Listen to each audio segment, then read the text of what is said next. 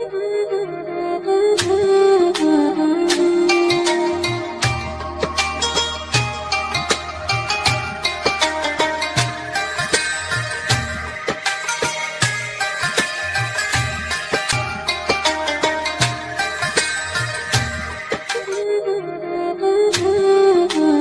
کریم صلی اللہ علیہ وآلہ وسلم کا ارشاد ہے کہ رمضان المبارک کی ہر شب و روز میں اللہ کے یہاں سے جہنم کے قیدی چھوڑ دیے جاتے ہیں، اور ہر مسلمان کے لیے ہر شب و روز ایک دعا ضرور قبول ہوتی ہے۔